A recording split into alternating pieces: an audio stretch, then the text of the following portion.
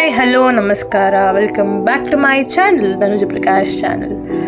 So ಗೋಕರ್ಣಕ್ಕೆ ಬಂದಿದ್ವಿ. ಗೋಕರ್ಣದಲ್ಲಿ ಈಗ ತೇರು ಉತ್ಸವ ನೋಡೋಣ ಅಂತ ಬಂದ್ವಿ.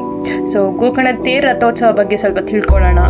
ಏನಂತ ಅಂದರೆ, ಈ ದೇವಾಲಯದಲ್ಲಿ ಆಳವಾದ ಸಂಬಂಧ ಹೊಂದಿದೆ ಅಂತ ಕೇಳಿದ್ವಿ. ಯಾಕಂದರೆ ಗೋಕರ್ಣ ತೇರಿಗೆ ಮತ್ತು ರಥೋತ್ಸವಕ್ಕೆ ತುಂಬ ನಂಟಿದೆ ಅಂತ ಗೊತ್ತಾಯಿತು. ಆ ನಂಟು ಏನಂದರೆ, ಇತಿಹಾಸದ ಹಿನ್ನೆಲೆ ಅಂತ ನೋಡೋಕೆ ಹೋದರೆ ಈ ತೇರು ಉತ್ಸವವು ಪುರಾಣ ಕಥೆಗಳ ಮೇಲೆ ಆಧಾರಿತವಾಗಿದೆ.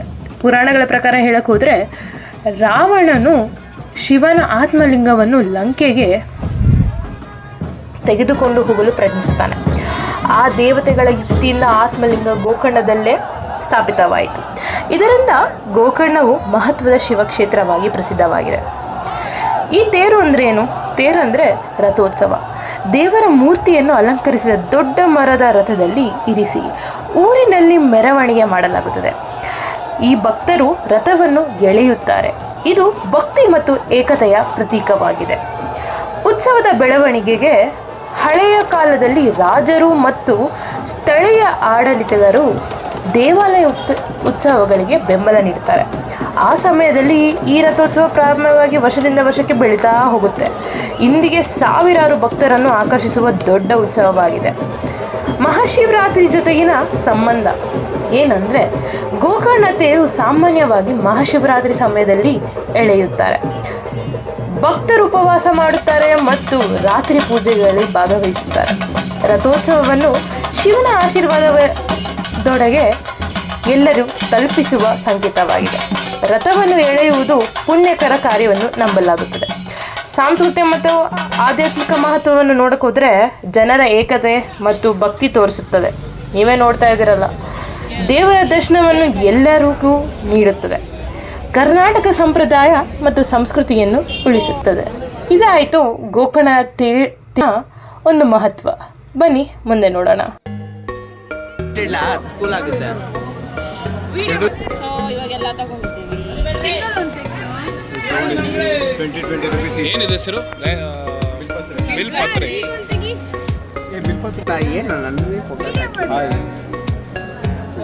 ಈಗ ಗಣೇಶನ ದೇವಸ್ಥಾನಕ್ಕೆ ಬಂದಿದ್ದೀವಿ. ಈಗ ಇದನ್ನ ಅರ್ಚನೆಗೆ ಕೊಡಬೇಕು ಅಂತ ಡಿಸೈಡ್ ಮಾಡಿದ್ದೀವಿ. ಸೊ ಎಲ್ಲ ಒಟ್ಟಿಗೆ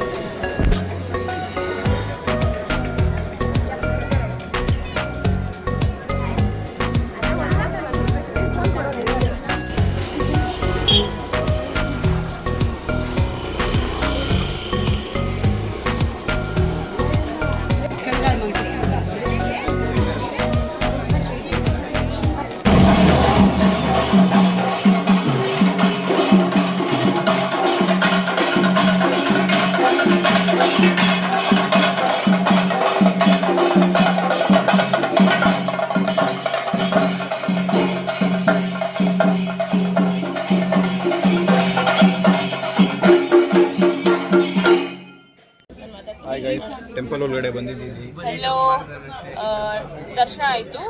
ದರ್ಶನ ಆಗಿ ಆಚೆ ಕೂತಿದ್ದೀವಿ. ಇಲ್ಲ ಆ್ಯಕ್ಚುಲಿ ಇಲ್ಲಿ ಫೋಟೋಸ್ ಅಲೌಡ್ ಇಲ್ಲ, ಆದರೂ ಹೆಂಗೋ ತಗೊಂಡು ದುಪ್ಪಟ್ಟನ್ನು ಕಟ್ಕೊತಿದ್ದಾನೆ. ಸೊ ಇವಾಗ ಆಚೆಗಡೆ ಸ್ವಲ್ಪ ಮೆಡಿಟೇಷನ್ ಮಾಡೋಣ ಅಂತ ಎಲ್ಲ ಕೂತಿದ್ವಿ. ದರ್ಶನ ಚೆನ್ನಾಗಾಯಿತು. ದರ್ಶನ ಚೆನ್ನಾಗಿದೆ. ಹೇಗಾಯಿತು? ಈ ಸತಿ ಆತ್ಮಲಿಂಗನೇನೋ ಮುಟ್ಟಕ್ಕೆ ಇದು ಮಾಡಿಲ್ಲ. ಡೆಕೋರೇಷನ್ ಎಲ್ಲ ರೆಡಿ ಮಾಡಿ ಚೆನ್ನಾಗಿತ್ತು.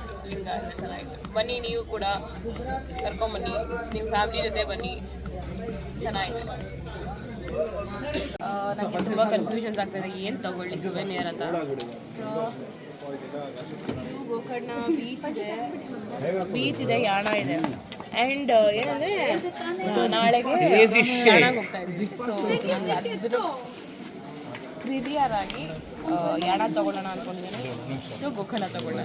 ಎರಡು ತೊಗೊಂಡ್ರೆ ಯಾವ್ದ್ರಲ್ಲ ಒಂದು ತೊಗೊಬೇಕು. ಕನ್ಫ್ಯೂಷನ್ ಏನು ಮಾಡಬೇಕು ಗೊತ್ತಾಗ್ತಿಲ್ಲ. ಸೊ ಏನೋ ಒಪಿನಿಯನ್ ಇದು ನೋಡು, ಯಾವ್ದು ಚೆನ್ನಾಗಿದೆ ನೋಡು. ಯಾಣ ತಗೊಳ್ಳ, ಬೀಚ್ ತಗೊಳ್ಳ? ಯಾಣನೇ ತಗೋ.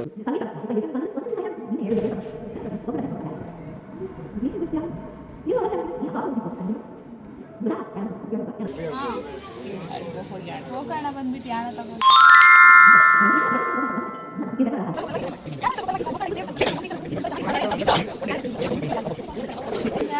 ತೆಗಿ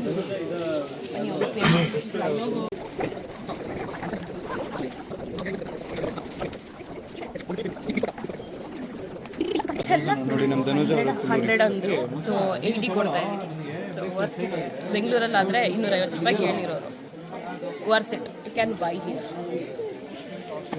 ಇದೆ ದೇವಸ್ಥಾನ ಆಪೋಸಿಟ್ ಇಲ್ಲಿ ಬಂದು ಇದು ಮಾಡಿ ನಾನು ಏನಿದು ಕೊಲಾಬ್ರೇಷನ್ ಥರ ಏನಿಲ್ಲ ಜಸ್ಟ್ ಹೇಳ್ತಾ ಇರೋದು ಯೂಸ್ ಆಗುತ್ತೆ ಸೊ ಇವಾಗೆಲ್ಲ ಶಾಪಿಂಗ್ ಎಲ್ಲ ಆಯಿತು ಈಗ ಊಟಕ್ಕೆ ಹೋಗೋಣ ಊಟಕ್ಕೆ ಮುಗಿಸ್ಕೊಂಡು ಕೋಟಿ ತೀರ್ಥಕ್ಕೆ ಹೋಗೋದಿದೆ ಆಮೇಲೆ ಅಲ್ಲಿ ಹೋಗ್ಬಿಟ್ಟು ನೋಡೋಣ ಏನಾಗುತ್ತೆ ನೆಕ್ಸ್ಟ್ ಇನ್ನೇನು ಅಪ್ಡೇಟ್ಸ್ ಬರುತ್ತೆ ಕ್ಯೂಟಾಗಿದೆ ನಾಯಿ ಸಂಗೀತ ವಾಯ್ಸ್ ಆಗ್ತೀಯಾ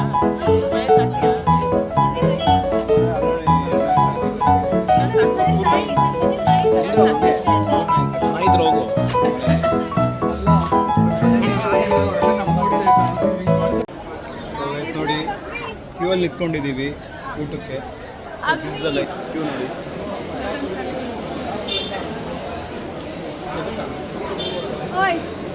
ಸೊ ತುಂಬ ದೊಡ್ಡ ಕ್ಯೂ ಇದೆ ಆ್ಯಕ್ಚುಲಿ ಸೊ ಇಲ್ಲಿ ನಾವು ವೆಯ್ಟ್ ಮಾಡ್ತಿದ್ದೀವಿ ಊಟ ಆಯಿತು ನಮ್ಮದು ಇಲ್ಲೇ ಅನ್ನದಾಸೋಹ ಇರುತ್ತೆ 12 ಗಂಟೆಗೆ ಸ್ಟಾರ್ಟ್ ಆಗುತ್ತೆ 2:30ವರೆಗೂ ಮಾಡ್ತಾರೆ ಇವತ್ತು ಜಾತ್ರೆ ಇರೋ ಕಾರಣಕ್ಕೆ 2:30 ಇಲ್ಲಾಂದರೆ 1:30 1:45 ಲಾಸ್ಟು ಆಮೇಲೆ ಸಿಗಲ್ಲ ಸೊ ಬನ್ನಿ ದರ್ಶನ ಮಾಡ್ಕೊಳ್ಳಿ ಬೇಗ ಊಟ ಮಾಡಿಕೊಂಡು ನಿಮ್ದೇನು ಪ್ಲ್ಯಾನ್ಸ್ ಇದೆಯೋ ಅದು ಮಾಡ್ಬೋದು ಸೊ ಇವಾಗ ಊಟ ಮುಗಿಸ್ಕೊಂಡು ಒಟ್ನಲ್ಲಿ ಅನ್ನ ಮಜ್ಜಿಗೆ ಅನ್ನ ಸಾಂಬಾರ್ ಗ್ರೇವಿ ಚೆನ್ನಾಗಿ ಗ್ರೇವಿ ಆಮೇಲೆ ಇನ್ನೇನು ಜಿಲೇಬಿ ಕೊಟ್ಟಿದ್ರು ಆಮೇಲೆ ಪಾಯಸ ಥರ ಕೊಟ್ಟಿದ್ರು ಅಷ್ಟೇ ಜಿಲೇಬಿ ಚೆನ್ನಾಗಿತ್ತು ಜಿಲೇಬಿ ಚೆನ್ನಾಗಿತ್ತು ಓಕೆ ಲೆಟ್ಸ್ ಸಿ